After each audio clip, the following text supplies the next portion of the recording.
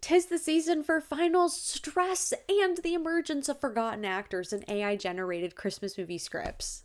I was going to do the 12 Days of Christmas, and I was committed. However, I have since decided doing the few days before Christmas was a little bit better. I watched the new Lindsay Lohan Christmas movie. I decided I need to yap about it a little bit more than I needed to sit there and go, you know what I mean? I started this channel to yap and talk about all of the fun things that are going on in the cinematic world and in television and whatnot. I love talking about it. Going into this movie, I had no idea what I was going to watch. I don't like watching movie trailers. I feel like watching movie trailers before you watch a movie is just not the move. It never is, okay? And my reason for that is it just ruins the movie. At least movie trailers now, they just tell you the whole entire plot. They just tell you everything you need to know. And I'm like, why watch the movie now? Jingle bell.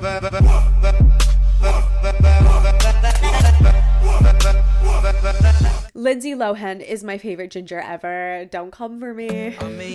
I also watched that one Christmas movie with that dude from Glee, and I wasn't a hater. I could have been a hater, but I wasn't a hater. I have to say, it was one of those ones where I was like, maybe I've outgrown my Christmas era. It wasn't a strong film, okay? I don't think most Christmas movies are strong films, but I'll still watch a Christmas movie because it's a Christmas movie because I like the holiday vibe. We have done the Amnesia Christmas movies multiple times before that I don't really need another one anymore.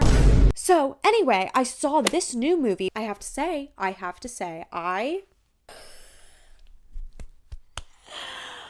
I'm gonna be so real. I had the biggest crush on him. Okay, I understand the relationship between him and Arya is weird. Put him in jail, okay? I'm just saying.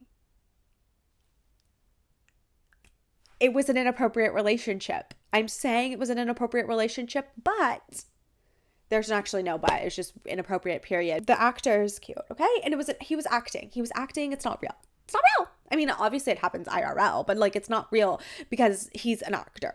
Do you know what I'm saying? Okay, I'm trying not to catch a case here. Like, I'm just trying to tell you, like, I think he was good looking. All I'm seeing is that my favorite ginger and my favorite teacher are going to be in the same movie together. And I'm like, I'm here for that. I'm here for this vibe. Like, is this going to be a holla slay or is it going to be a lump of coal? I will give you my thoughts throughout the video, okay? The movie is called Our Little Secret, and it is one of many Netflix's holiday rom-com. It was very apparent this time that Netflix was not going to mess around.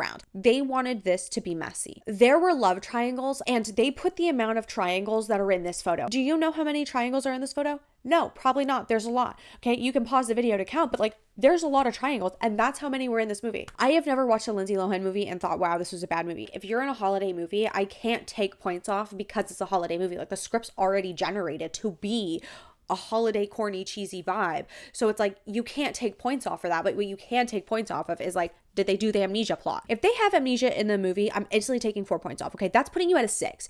So that's my vibe for it. But this movie, she didn't do that. And I love Lindsay Lohan, okay? I love The Parent Trap. I love Herbie. I love Mean Girls. Lindsay Lohan did a great job in this movie. And I have to say that. I have to say that she did a good job because it felt like she was just so natural in this role. She serves the nostalgic main character vibe. If you like the small town, horrendously awkward moments, and of course, a classic rom-com plot twist, this movie's for you. Okay, the setup is giving chaotic Christmas. It's almost like this video. This movie opens up with like a really cute animation that reminded me of this book that did come out, I think in like 2013, and it was really popular in 2014, and the movie starts in 2014, so that's kind of important. But the book is called Eleanor and Park, and it's by Rainbow Rowell. I actually have the book right here. It's Eleanor and Park, and look at that. Look at how cute this is. Here's a little close up. The animations at the beginning of the movie really reminded me of this. Also, they got historically accurate 2014 outfit for this man. I don't know about the other characters, but I know for a fact that these jeans were very popular amongst the men in 2014. And they really sold it to us with the hair. So there's this scene where he's like proposing, and let me tell you, it was so painful to watch. It is painful to watch. So like, you have to suffer through this with me because it was just not great.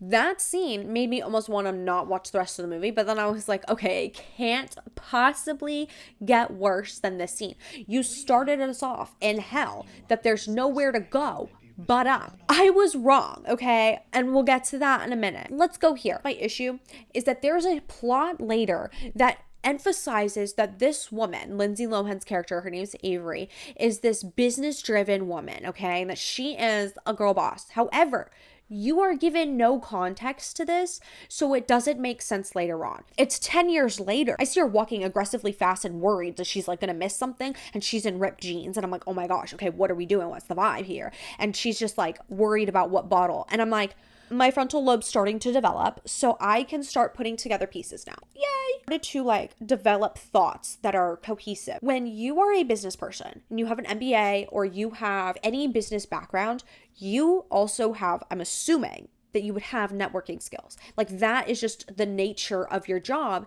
If you're in a business driven career, that you would have some form of business background. Now, if you're following me, they don't set her up to have this like understanding with the audience. 10 years before she was leaving to London. They don't tell you if she's still in London. I feel like what they should have done and what would have made it better for me to understand that this girl is career driven and is motivated is if she sat there and she was like, I'm so busy, I forgot to do these things, and was telling her assistant to go do stuff, which then would make sense later because there's a scene where Avery brought this bottle of wine and it's like a screw top, and it would make sense that the assistant didn't know that screw top's like, I guess, cheaper and like fast and easy. Instead, what they did was it made it seem like Avery didn't know the difference. That's where I feel like the movie could have done a better job at, and it would have made it even more funny later on in certain scenes. At the same time that you're watching this like career situation go on, you're watching Logan kind of get bitched around at work. But this dude who's apparently supposed to be an authority figure looks like he has the backbone of a Cheeto Puff. So it wasn't really like intriguing, but again, I know they were probably pushed for time on this and it's a holiday movie, so we shouldn't expect too much, and I don't know if the AI generation knows that they need to write more detailed characters and character actions like this to display better to the audience. Hey, this is more information from the character that I can show through actions versus having to write it as the plot. Then we meet the mom, who, by the way, is a D1 boy mom. And I mean immediate passive-aggressive comments that just make you so uncomfortable. But you know what's funny? It's not even funny, actually, is that there are people like this who actually exist. And I unfortunately have met some of them. However, what really sucks is that she does it so well. She does it so well where you're like, I have to remind myself that this isn't real. Then you have the daughter who, again, I think it's really funny that Ian Harding keeps finding himself in a role where the girl is significantly younger and he's portraying this older male. But they don't really explain the age. Like, is she in college? Is she not? I don't know, but there are jokes about her possibly still being a student in college, an adult. Okay, she's an adult and he's an adult. Everyone's an adult in the movie. So here's the plot, right? We have Avery, who dated Logan, and Logan and them broke up because of failed proposal. They've not spoken to each other in a while. Then Logan is now dating the daughter of Boy Mom. Boy Mom also has a son who's dating Avery, and now they're all coming together at the holiday party.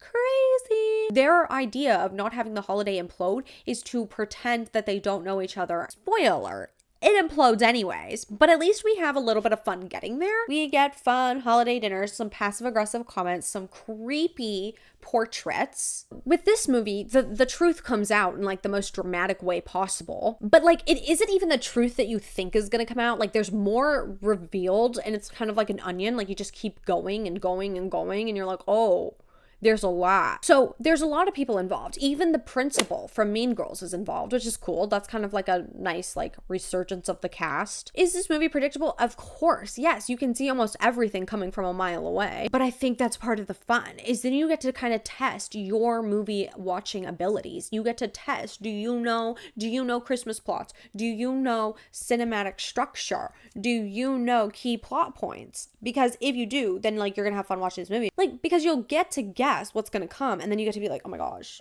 I'm so good. I'm so good at everything. I kind of like to think that this movie's like a gingerbread house. You know exactly what they're gonna look like, but you're still excited to make one and to see how messy it's gonna get. And you know it'll turn out really good though. I like that this movie is self-aware. I think this movie also captures just how chaotic holidays can really be, because I feel like we do see a lot of those like big corporate woman goes to little town has fun vibes and wants to stay in fun vibes and family holiday cheer. But I think that like what it is, this movie's comforting because you know everything's gonna work out fine, and it does give you kind of those moments where you're like, you know? So if you're a fan of holiday rom-coms, Lindsay Lohan, or you're procrastinating wrapping your presents, I think this is a great movie. It's funny, it's charming, it's exactly the kind of thing you need in the holiday season. And sure, the plot is kind of predictable, but who cares, because it's fun. You're allowed to have fun. Not everything needs to be so serious. Not everything needs to be so critically analyzed, okay? Sometimes it is good though, because sometimes the curtains aren't just blue. Sometimes they're blue for a reason. However, when you watch a Christmas movie, some of those things don't matter, okay? Sometimes a tree is just a tree because that's what they could afford on the budget. You could just enjoy things. You don't have to make them. So I watched every single A24 movie this week. I don't care. I don't care. Did you have fun watching them? No, probably not. As long as you're watching something and you're talking about something you like and you had fun and you're not always a hater. It's fun to be a hater. Don't get me wrong. I love being a hater, but you don't always have to be a hater. And I think this movie kind of reminds you of that. Like, you can be a hater and hate the movie and be like, oh my God, that movie was so bad. But you know what else? You probably had fun watching Christmas movies, because who watches Christmas movies because they're good? Sometimes I do, okay? Sometimes I will watch Eloisa Christmas Time and enjoy myself. But anyway, just let yourself enjoy the festiveness of this movie. If this movie shows you anything, it's that a little nostalgia is fun sometimes. And I would watch this again. So anyway, thank you for watching me discuss watching this movie and having a little yap sesh with me. Happy holidays, and I'm excited for you to stick around and continue watching me watch things and talk about things and yap, because that's what I'm all about. And I appreciate you spending some time with me today. Comment down below your thoughts of this movie, if you've watched it, if you haven't watched it, or if you watched my video and you're like, I'm definitely not watching that anymore. I would really like to hear that. And tell me if there's something else that you would like me to watch, and then we can talk about, because I love to talk, obviously.